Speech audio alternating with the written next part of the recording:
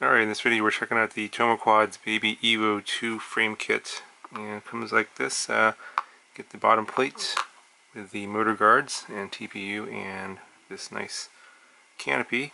This is actually, well, it can be built in a number of different configurations, but one of the configurations that they're advertising is a conversion of your Mobula 7. Basically, you can just swap over the motors, the flight stack, all one camera onto this frame without having to do any soldering or desoldering, and it's meant for the same propellers too, so you can obviously move over these 40mm propellers and get a completely different configuration with the camera sort of in front here and no prop guards. But I'm actually not going to be doing that conversion. It's a pretty simple conversion. You just have to unscrew the motors, unplug the motors, and just move the stack over to here and mount that. So not going to cover that, but if you want to do a really easy build, this is probably the easiest one. If you already have a Mobula 7 and don't want the prop guards, you can go to this frame, no problem. What I'm going to do instead is I'm going to move over these parts here. This is, I forget, this is from one of my other builds, one of my many hundreds of other builds I've done. Can't remember the name of the top off my head, but this is a Crazy Bee F4 Pro V3, Diamond VTX, and Runcam Nano 2. So this canopy will take the 14mm cameras, or you can use this little adapter that's included to mount your all-in-one cameras as well. So that's why this will work with the Mobula 7 or your 14mm size nano cameras. So another candidate for conversion would be like the trash can. That would work pretty well as well.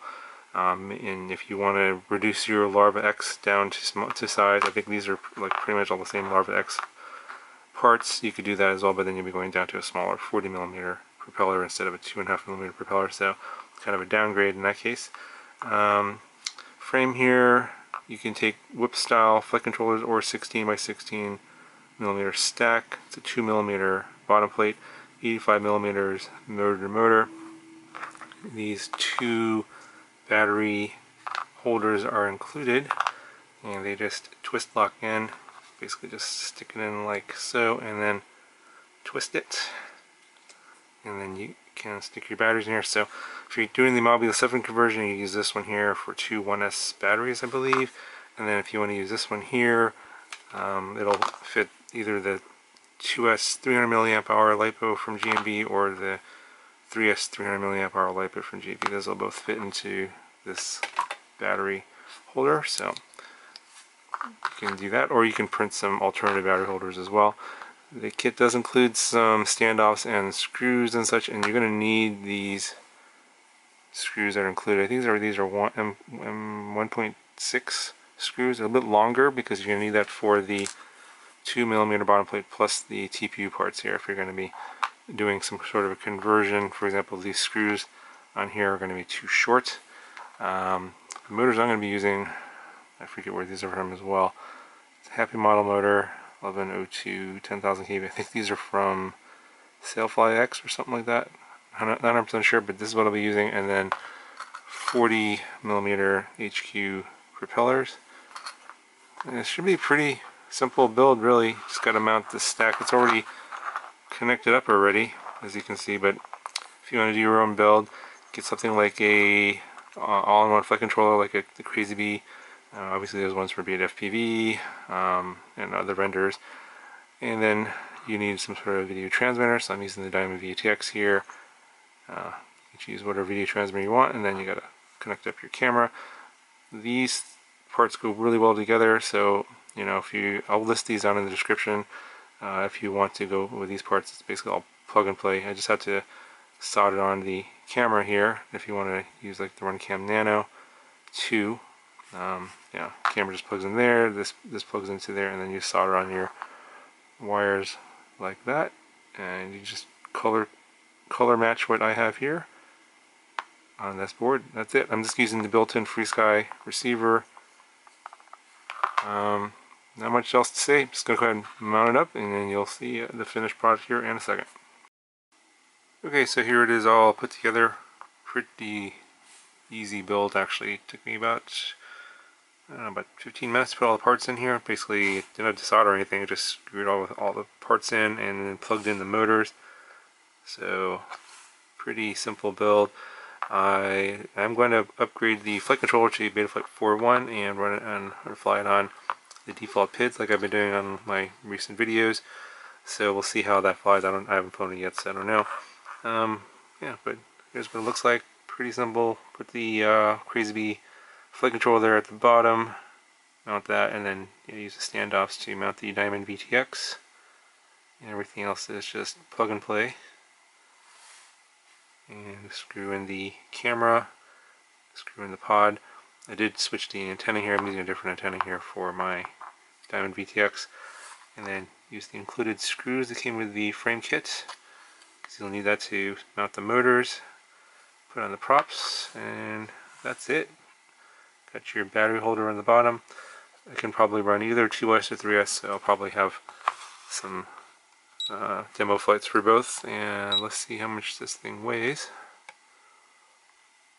42.5 grams, so not bad at all, and ought to be interesting to fly without any prop guards. It should be pretty fast in 3S, I think, but we'll see.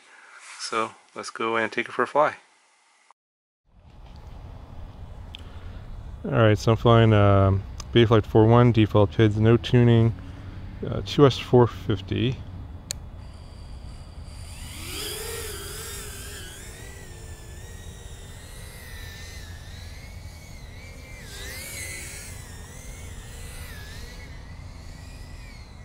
Pretty smooth already right off the bat.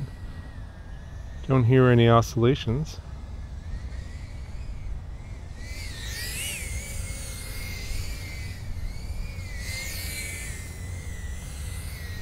I think I saw someone else with this same build on higher kV motors, 13,000 I think, and they had to put a throttle cut in, but these are 10,000 kV, so I don't think a throttle cut will be needed. Might be needed on 3S. I'm not sure if this is really needed for something like this. This is already pretty fast.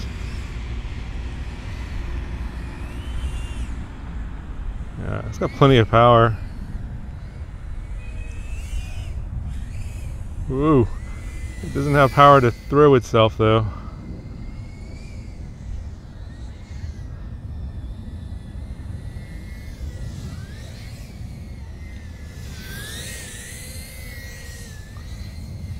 Not sure if I would do a lot of acro with this anyway. It's so tiny.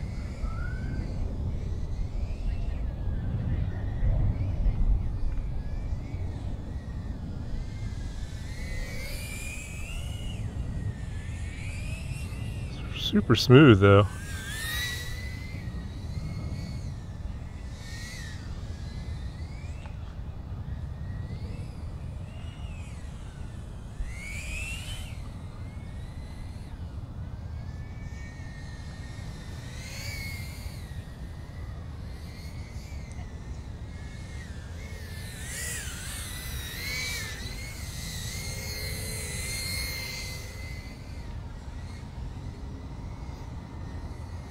Yeah, 4.1 pretty much works on anything. Any battery size, any prop size. I haven't had any issues. For the most part, it's just worked. I haven't touched the PIDs or anything on this at all.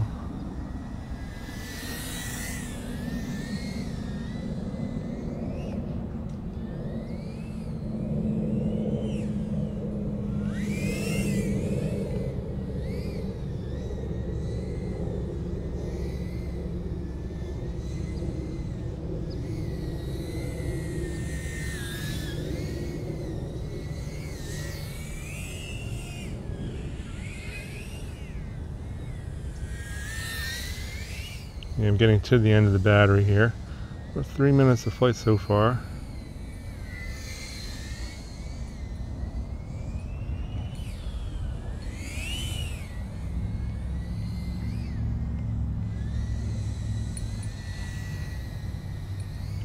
I'm really impressed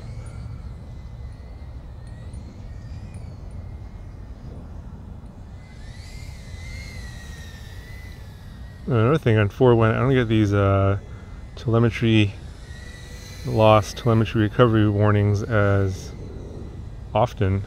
Actually, I haven't had any in this flight as I was getting on 4.0, which is interesting. And I'm just running the stock SPI receiver in D8 mode, no telemetry. This battery is lasting much longer than I thought it would. Almost approaching 4 minutes here, and now we're at 7 volts. So I'm going to go ahead and land it. Still feels like it has plenty of power. I recommend this 2S450 definitely for sure.